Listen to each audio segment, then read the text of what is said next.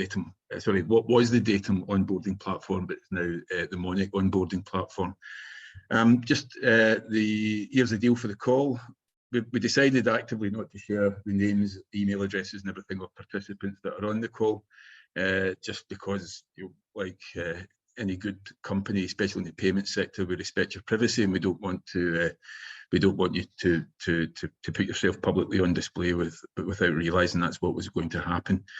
Any questions you have during the call, please send them to webinar@monek.com. If you want your question to be confidential, make sure you mark the question as confidential so that I don't answer them on the call in front of everybody else. Any questions that I can answer during the hour that we've got allocated, I will do.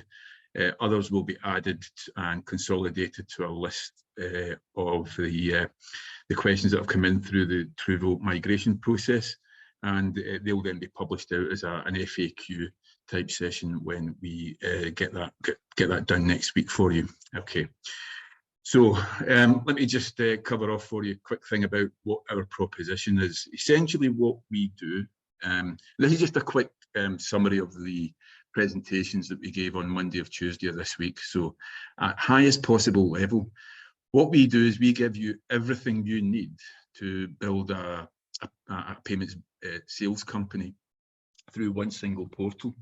So we've got onboarding, all of the hardware supply, logistics and support that you're used to from EIT. We run our own omni-channel payment gateway for e-commerce merchants. The big news there being that where it's an e-commerce merchant, we will settle them next day, and we fully support AVS as well, which is a bit different from the Truvo proposition for the UK as I understand it. We also issue merchant accounts under our payment facilitator arrangement with sponsorship from WorldPay. There is a bit of a slight limitation on what merchants we can process via the PayFac proposition. Anything that we can't process, we hand off to WorldPay, and we can generate very similar levels of commission for you or through anything that gets processed by WorldPay. And we have all of the fraud protection, all the reconciliation capability that's needed in there for us to settle the merchants, all of them settled next day. And we're also embarking on some project work now to start looking at how we're building in blockchain ledgers into the platform to make everything more secure. Our core principles of the Truvo migration that we will be starting in earnest next week is we are going to pay the merchants exactly the same way that Truvo paid them. We're not changing their processing rates in any way at all. And the process of getting terminals to switch, their existing terminals to switch from processing with Truvo to us will be simplicity itself. There's just a couple of things they need to do when they come in the day after the change and the only difference they'll see is it will be our logo on the device as standard rather than the Truvo logo. We're not changing your commission structure. You do need to sign a new contract though, because there wasn't, the merchants will transfer under an assignment clause, so they don't need to sign new contracts, you do. But it's exactly the same as the Truvo contract. All we've done is just swap our name for theirs and taken out the rest of Europe as the countries that you can sell into. So you have to sign that contract, though.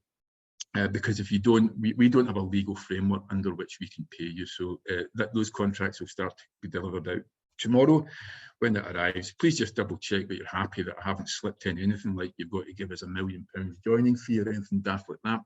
And we can then continue to pay you your commissions mid-February as before. Okay.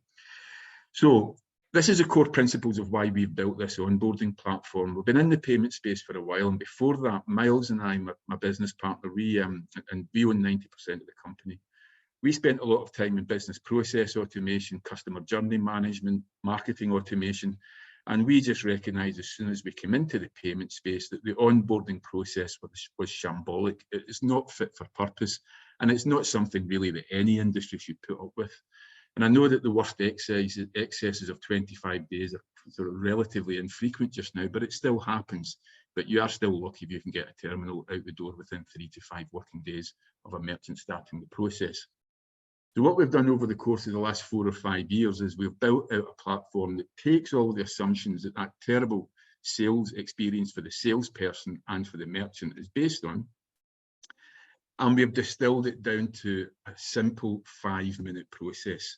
And the way that we do that is through huge use of data harvesting, data validation, data orchestration, and process automation.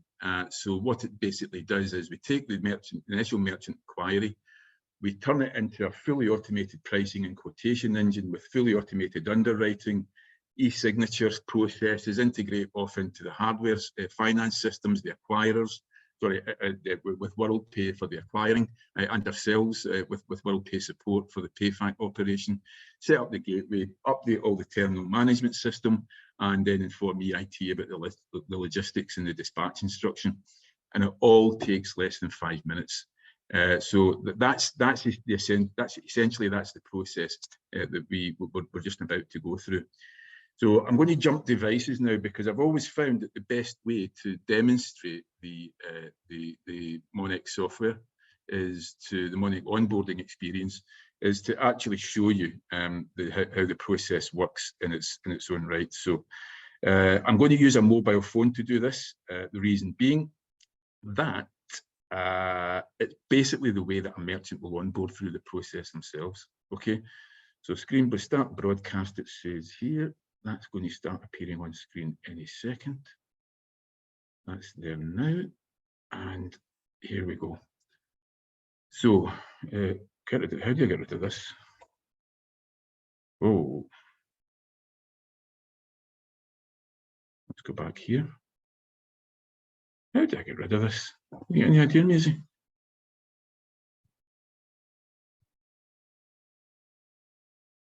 No. It might just have a lag on it, so let's assume that's the case.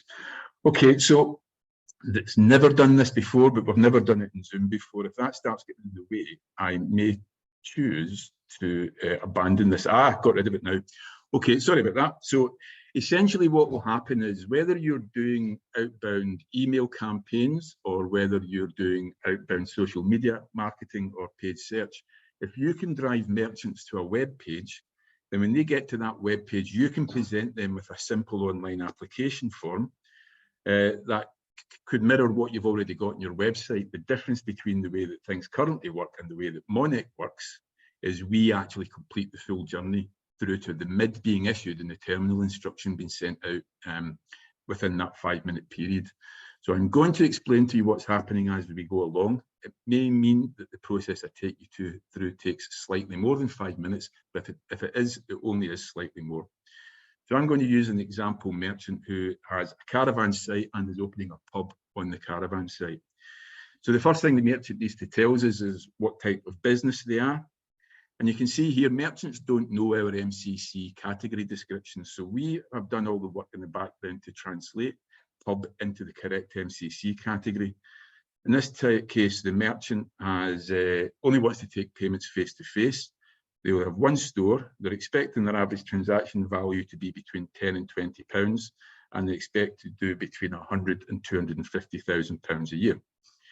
When they say, do you take deposits for customers, we've got a little explainer in there, as we have in most boxes, that the merchant can click on. And in this case, the merchant says, no deposits. I just quite simply pour them a pint of beer and off they go. The next thing they then ask to provide is, do you want to do, what kind of terminal do you want? They have got some overview, some descriptions in there. They're quite variable if you want to suggest any changes you would make there. But this is for taking payments whilst they're out and about. The guy might think, actually, sometimes it's quite handy to take payments outside. So where I don't have a Wi-Fi signal, I'll in the beer garden. So you'll carry on taking the payments there. The next thing is, so that's me. I've now provided all the information to confirm that this merchant pre-qualifies for our automated onboarding process. And the next thing we ask the merchant to do is to tell us what price pack they want. Now, these price packs aren't valid in the marketplace. We'll just put these up as indicative. But what we do is we make sure we comply with the need to give the merchant transparency. So all of the secondary fees that we would charge are shown on the second page. The merchant can read through them. and they can see all of the costs clearly, so that we're compliant with the rules. The next thing we do is we tell, so the merchant has now told us enough about the business for us to profile them. We've done initial risk scoring, and the merchant has told us which price pack they want. So the merchant then starts to complete the details of their contact information. We've defined the sequence with which we collect the information back in 2019, before COVID it caused us all massive problems. We did a 6-month project with Visa where we did lots of testing to see what the best sequencing of data collection was in the journey, and what you're seeing here is the optimal conversion ratio inside that process. So first thing I do is I give the platform my email address.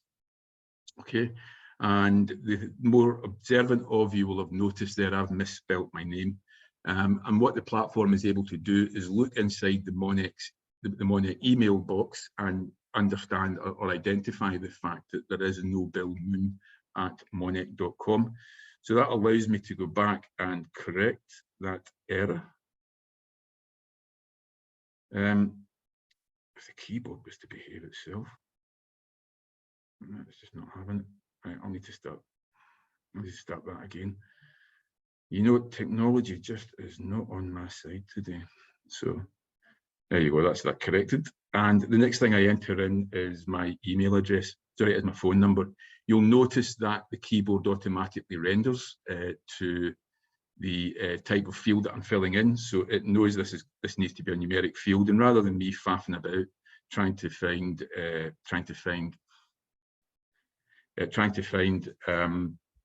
the numeric keypads, it automatically presents that to me. And in this case, it's also identified the phone numbers incorrect because it's an invalid format.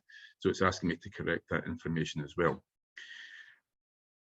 What the platform now needs to know is the name of the business. So it's got my contact details validated. It now wants to understand about my business. So I'm now giving the platform information about my business. And you can see here, as I start to type in the name of the business, it gives me a list of all registered businesses in the UK with that information. And when I click on the correct one, it has now gathered down lots of Companies House information, along with some supplementary data, so that I have now almost completed the process of doing the risk scoring on that business in the background. So like all good caravan parks, it's got an Irish bar, and this one's called Mooney's Bar. For those of you that don't know, Mooney is an Irish name, despite my accent. So the next thing it wants to know is the bank account details for the business. It's a law in UK now that you have to use a registered business name for your bank account. So it's presenting that to me with as a recommended input value. And the next thing I enter in now is the sort code.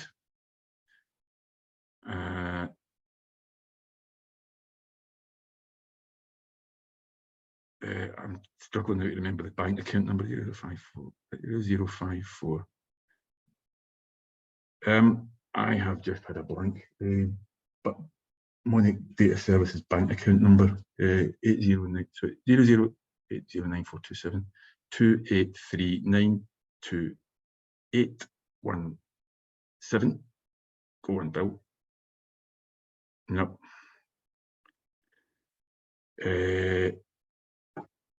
Sorry, I'm just going to ask somebody to go off and find out the MDS bank account details for me, please. So just bear with me a second here. Just give me 1 second, please.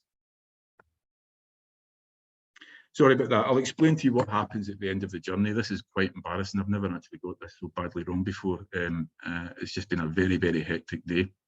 So what happens is the platform is now going to gather together the rest of the business banking information once the idiot that's running the demo can identify that. It then collates all that information and then collates the KYC and AML information for the director of the business in this instance. When it's done that, what the system then does is package up all of that information that it has, and processes it through an automated underwriting platform. And when the automated underwriting is complete, there you go. Got the correct information now. 602477 2839217. Right, I got the account number correct. So what you've identified here is that the platform is actually really good because it knew that combination of sort code, account number, and account name was invalid, so it wouldn't let me take it any further. And this is what I mean by data validation through the journey. So this business has got one registered director. His name is Mr. Gerard Stephen Mooney. That's Companies House public domain information, as is the year and date of birth.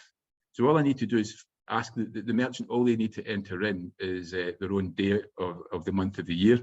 And because the surname here is the same as the surname that was on the contact details that I gathered together, the merchant can just default to accept the contact details that they previously provided, because it's perfectly logical that that would be the same person. I now need 3 years address history from the merchant. So if I fill that in, the guy moved into his address on February 2000, so it's been at that address for a long time.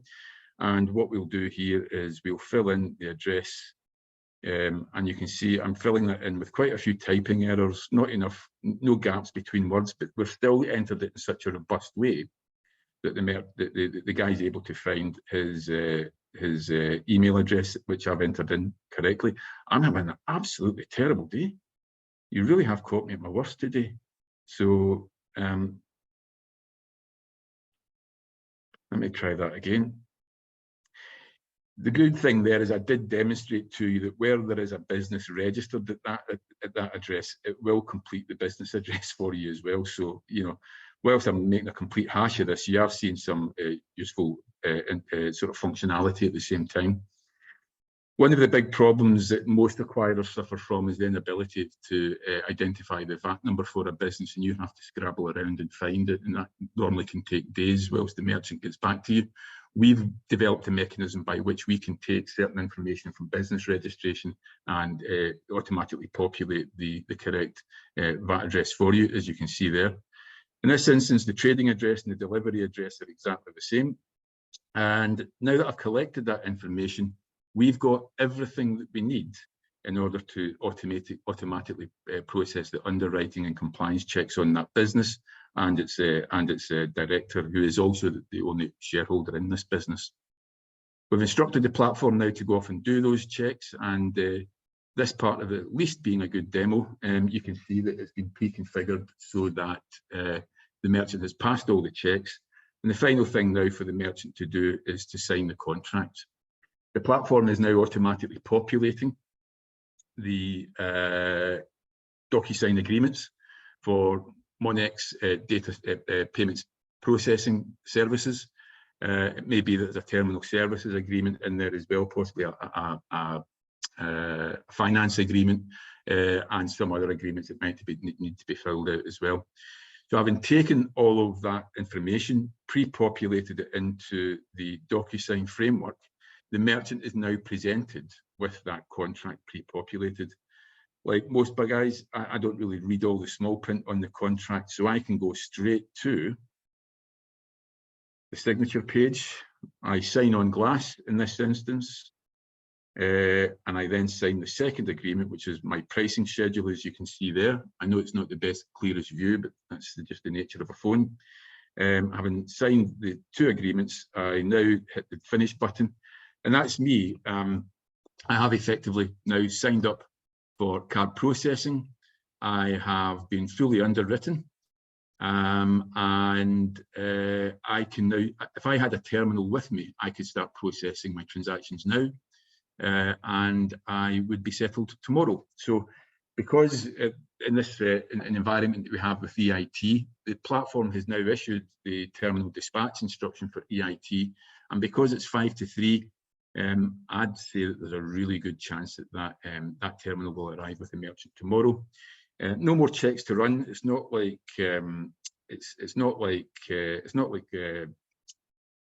Square or SumUp or anything like that. That environment, we just don't do that. They don't have to then log into a portal to provide any additional information. So the merchant is now up and running, and just as they would be with any other acquirer after going through a 5-day underwriting process. Okay, so what we'll now start looking at is what happens when a merchant doesn't go through the, let me just get rid of this. What happens when a merchant doesn't go through the fully automated process? So what we have here is, you've seen the merchant self-serve environment, very badly demonstrated for me because I couldn't remember the sort code, but it has shown you the level of validation and the level of automation that you get within the process. To go through that process as a merchant, or you can also run the same process in the back office module as well. Let me just very quickly show you that. What you see here is exactly the same as the merchant would see. If you're on telesales, you can do the lead to live in 5 as well. The only difference being that the platform will, of course, send the contract to the merchant's email address, and they can then populate the contract. They can then sign the contract for the rest of the fulfillment process to take place. So lead to live in 5 works, but it's not every merchant that falls into that process. And what I've done is I've preset one merchant, this business here, that didn't comply with the automated underwriting rules.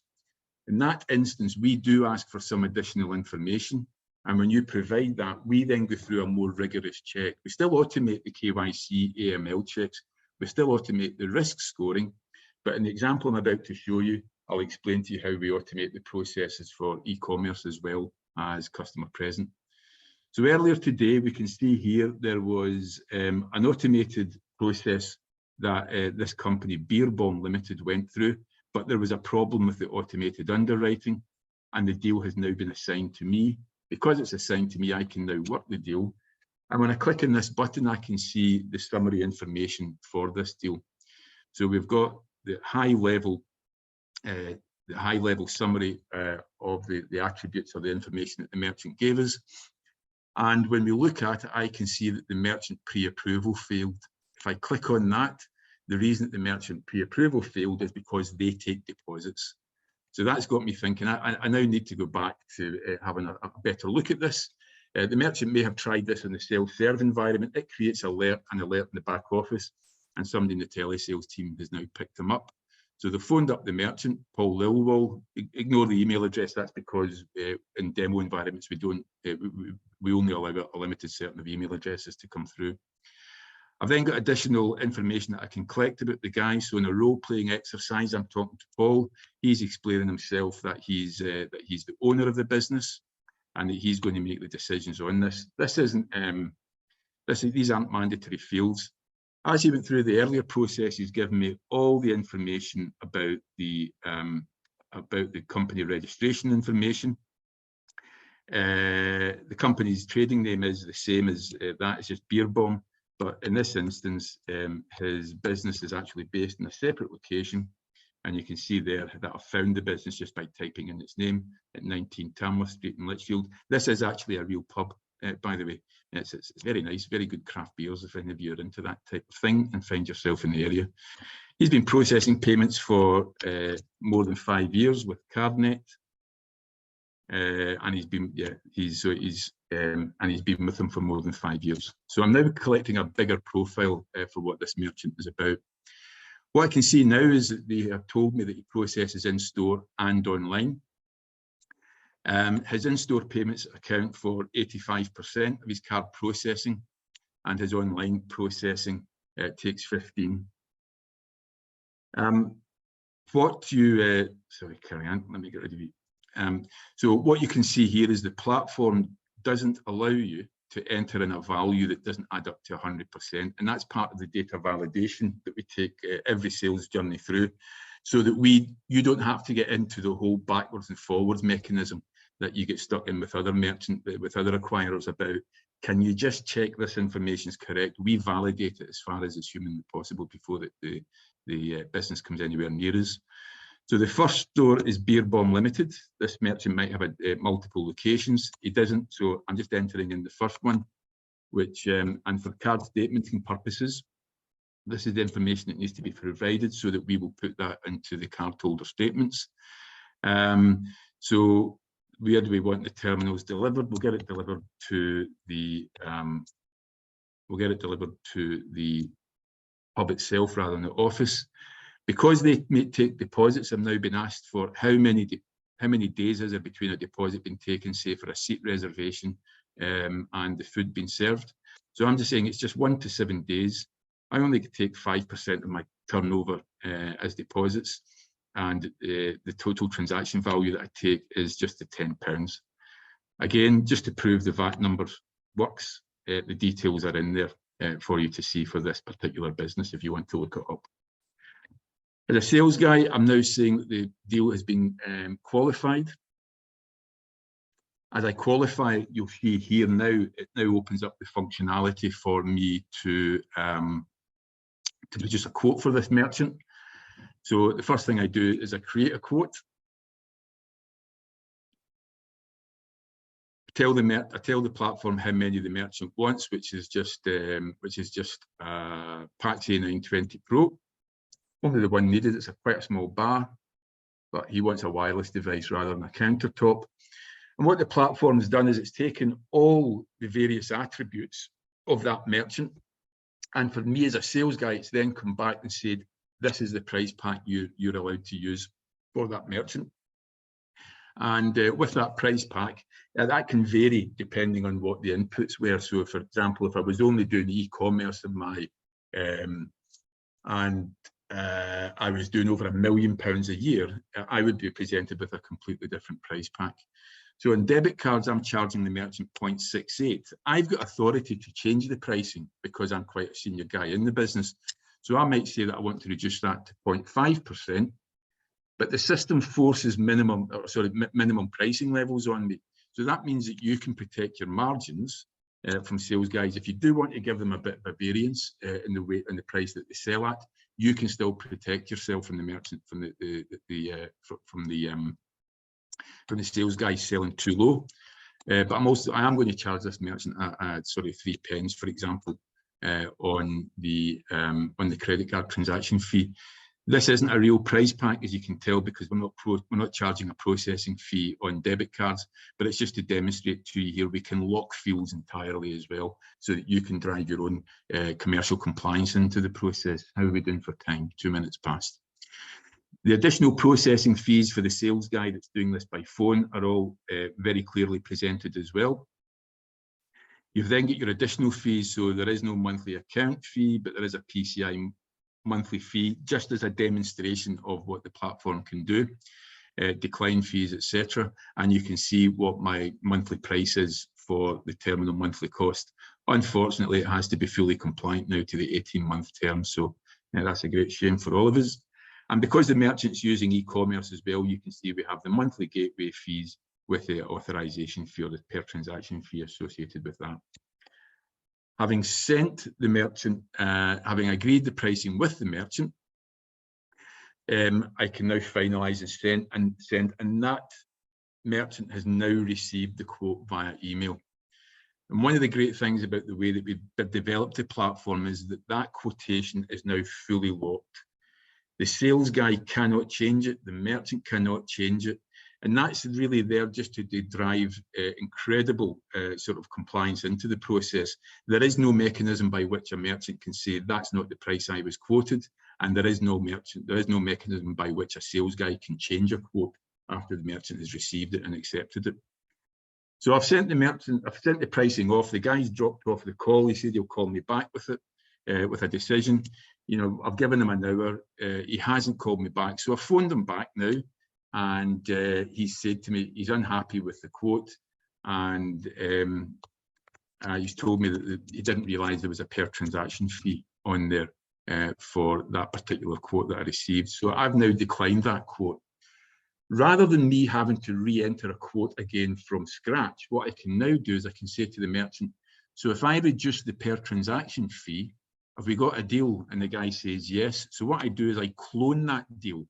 And what it does is it creates a complete replica for me, which means that I don't have to worry about entering in the type of terminal, the quantity and so on again.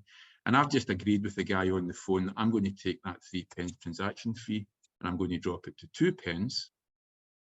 And I'm now going to finalise that agreement with him. And when and I've now sent it to him again. One thing I should say about the email that gets sent to the merchant can click on a link in the email and accept the quote themselves. So you don't necessarily need to do all of that thing. It's just, I don't have my email engine up and running just now, so in case anything confidential appears. So the merchant can do that. But in this instance, the guy's on the phone. He said, yeah, I'm happy to accept the price. I'm happy to accept that quote, which he does. And he will now receive an automated email telling him that he's accepted our quotation. At this point, you can see the merchant then has to provide additional details. I've still got him on the phone. So what I'm doing now is I'm completing the information that I'm needing for the website payments. There's no associated websites. It's beer online. Do you take or plan to take payments for membership and subscriptions? No. These are all the normal underwriting questions that you would expect to see in any other merchant acquiring platform from any of their major acquirers. That's because these are the rules that are standard across everybody. So I've now collected the core details for that. Is your business a startup? No, it's not. We've been in business more than 5 years. My expected total turnover, not just by card, is $1 million. And I don't take payment for goods or services. Sorry, I do prior to delivery. It's only 10% of my business, and that normally arrives within 1 to 7 days. Anybody among you who are used to dealing with underwriting teams, you'll know that those questions are important. You'll know that's the mechanism by which businesses like ours, build up a risk profile for the merchant. So we've got beer bomb. I'm going to use the same sort code and account number again, because I really do have to save my blushes and not make a complete hash of that again. 28392887. And again, functionality is just exactly the same as before. For those of you that are interested, we do not validate the sort code against the account number and the account name. That's because good practice within risk scoring means that if anybody tries to enter in the wrong details here of the account name, sort code, and account number, it's easier for us to identify that as fraud. It's called not overfeeding data to fraudsters. So we've now collected the banking information. In this instance, there's 2 directors. So we'll just quickly fill in the details for those guys. Sort code, again, Paul Anthony Lilwall is the same information that's on contact details. So it's accepting that email address, albeit that, it's my name that's on it. So that's just the email address the guy happens to have. We'll enter in his address history just so you can see this platform will also accept that information in postcode format. Oops, jumped the gun there.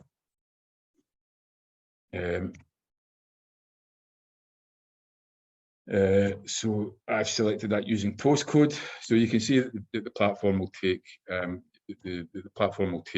data in any format. For the address entry input, I'm just accepting the same data as before, entering an address, and it looks very much like they're a married couple. So I'm going to make it all sweetness and light in their life and assume that they live at the same address. Although maybe if they didn't, that would be more sweetness and light, who knows. So I've now collected all the information that I need to underwrite that merchant. Because there are 2 directors of this company, I'm now being asked which one of the 2 is going to sign the contract for me. So I'm going to assume that Mrs. Lilwall is in charge, and I'm going to get the contract sent to her for the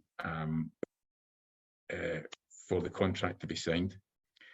So what you can see now is you've got all of the deal detail again in front of you.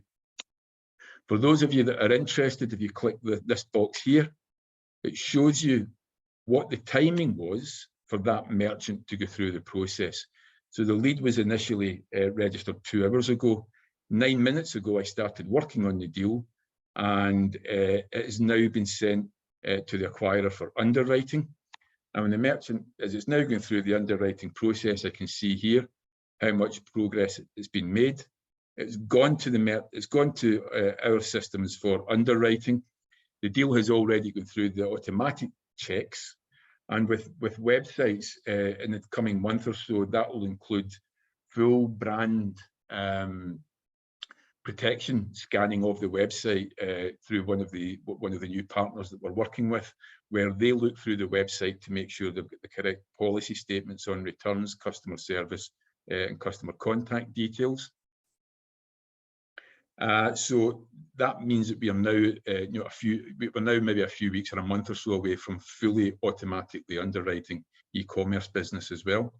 So you can see now that the electronic signature has been sent to the merchant for signature. I'm just going to have a quick look here, see if this has already appeared in my inbox, so that I can sign that for you. 1510. You know what, folks, it has.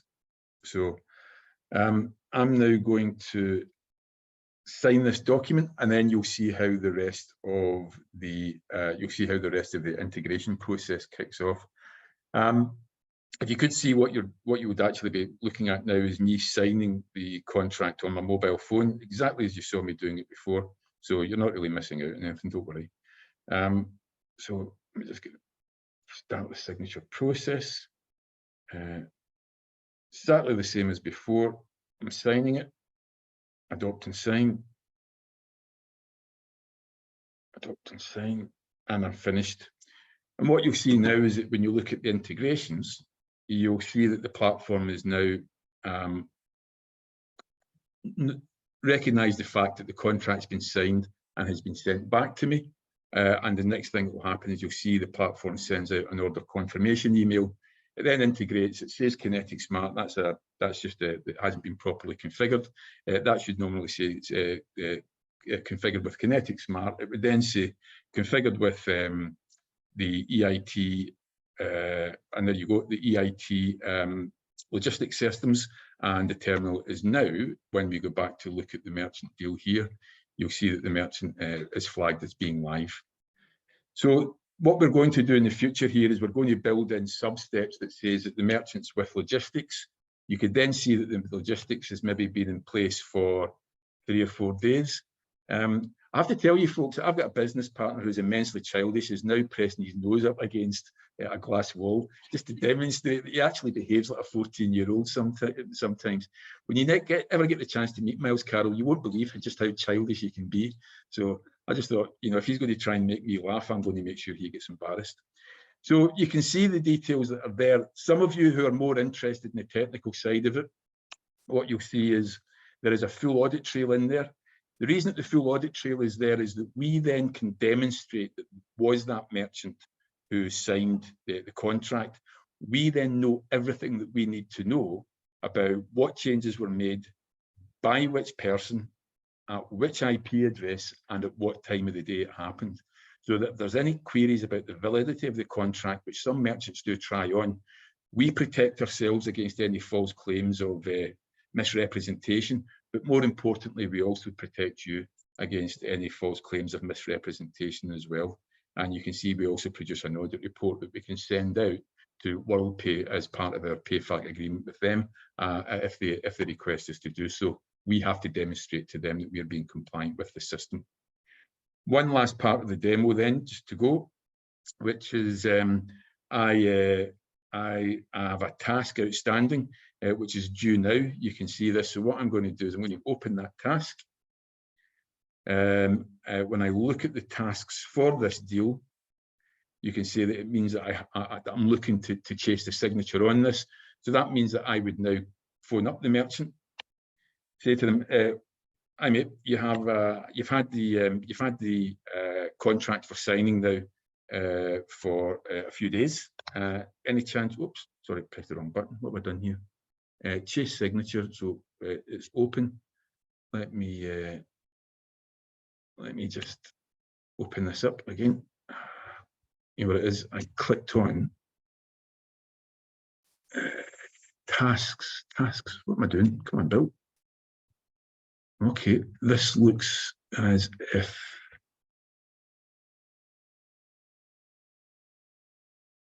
it's okay. It's not letting me do that.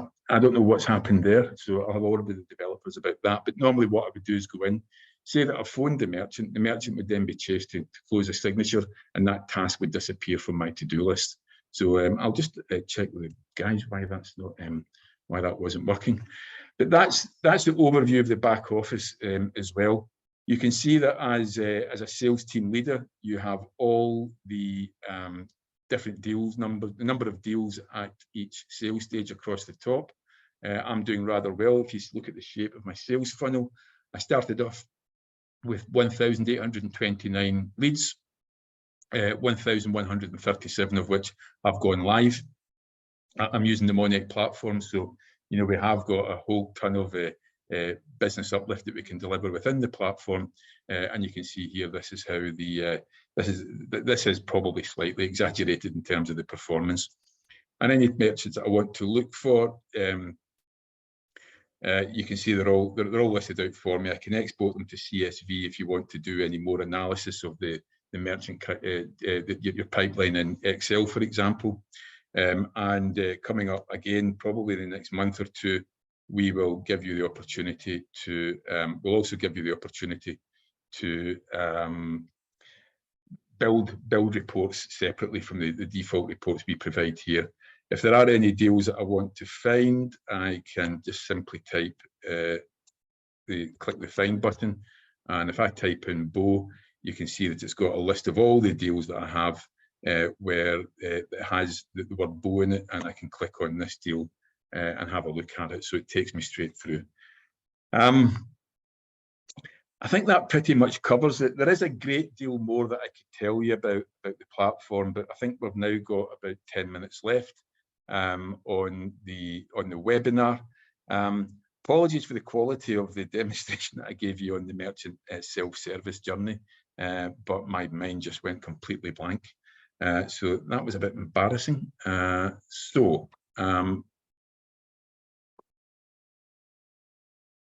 Let me just get that. So I hope that all made sense. I hope everything came through quite clear. If I take you back now just to cover off some final points. The thing that that a technology demonstration like that is all very well, but you've kind of got to ask yourself, what does it mean? Am I still on screen? Yeah, everything's working fine. Yeah, good.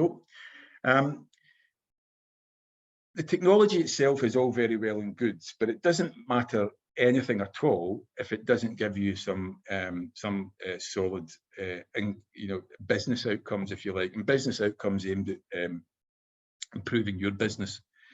And these are proven statistics. The statistics that I'm showing you now were statistics that were generated as part of the Visa project.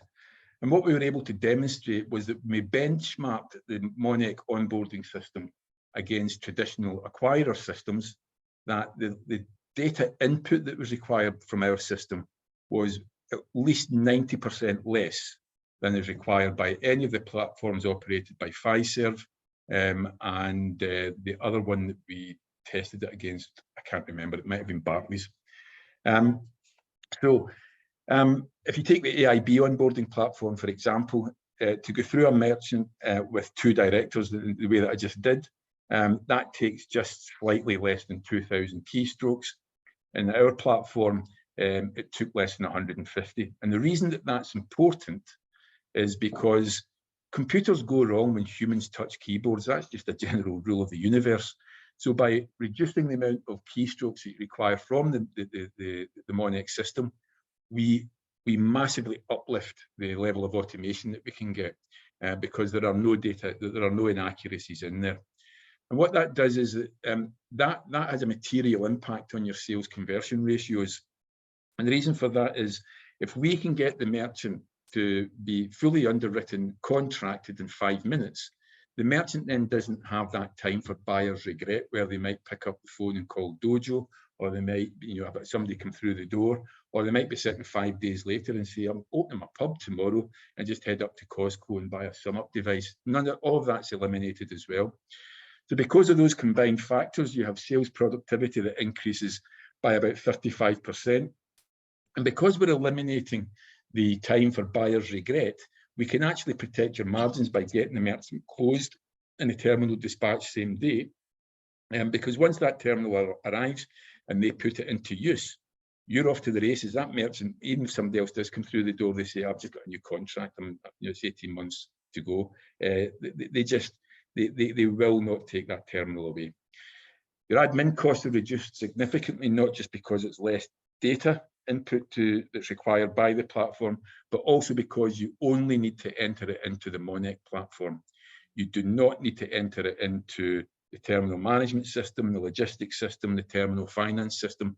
One set of data input in an incredibly efficient way covers all of the systems that you will ever need to use to instruct a terminal to be set up and dispatched for a merchant. The initial experience that the merchant has of you as a sales broker and as us as a payment services company just gets uplifted immensely. They think, wow, that was smooth. You think the number of people you've talked to where they've said, I can't be bothered changing providers because the onboarding process is such hard work. We take all that pain away. And if you're using the best onboarding platform in the world, as everybody keeps telling me it is, you will find that you will retain your good staff because it's just too hard to go and work somewhere else. Okay, so those are the high value business outcomes that the platform delivers. As you can see there, Visa was a big participant in the early development of the platform, and when we delivered out that proof of concept for them, it was a huge success. Do we have any questions that have come in during the poll?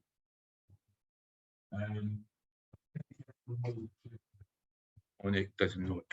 To the best of my knowledge, Truvo is certified for the PAX-A 920 and the PAX-A 920 Pro. Monek is fully certified for both devices, and we're looking at the timeline to get other devices certified as well.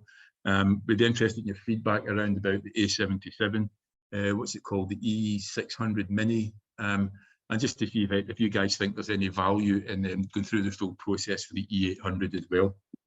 So just let us know. You can send your thoughts and your views into webinar@monek.com.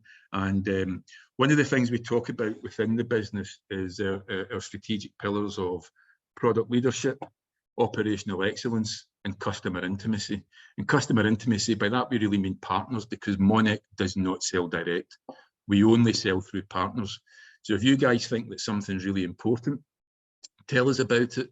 If we can, by talking to our network of partners, find out that's a common requirement for everybody, we will then prioritize that high up in our product roadmap.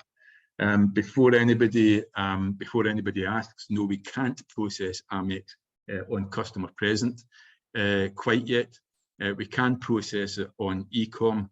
As we introduce Amex on customer present, don't worry, we'll let you know. You'll hear the cheers coming from our building because it really has been hard work working with Amex.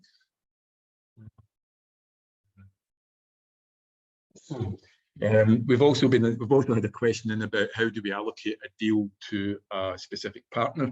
The way that we do that is if you're driving merchants through a web-driven onboarding process, it will be driven to your instance of that self-serve journey of those hosted web pages, and we will automatically tag that merchant deal to your account to make sure that the commission feeds through. I will take a sip of water. No payments, we settle next day. That's for a standard merchant. If we've got somebody that's doing esoteric stuff, the reality is we would probably pass it to WorldPay rather than trying to process that ourselves, because we don't have the mechanisms of doing selective delayed settlement, rolling retentions, or security deposits. So that's the type of deal that we would send to Monek under our ISO aggregation agreement, and we would still pay you the relevant commissions processes out the back end. So you would still receive commission on that deal. I think you've got one.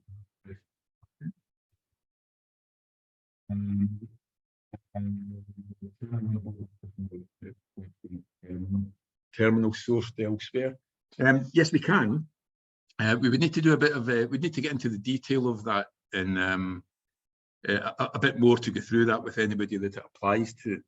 If by that you mean that you normally buy the hardware and supply it yourself, what we would do is you would need your own separate implementation of our onboarding system, where the handoff to the terminal fulfillment and the ordering systems, etc., rather than going to terminals being withdrawn from Monek stock and you charged for it, we would direct the terminal fulfillment to be picked against your own stock.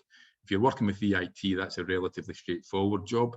If you're working with an alternative logistics partner, it may be that that part of the process would either have to be manual or we would have to do additional integration work.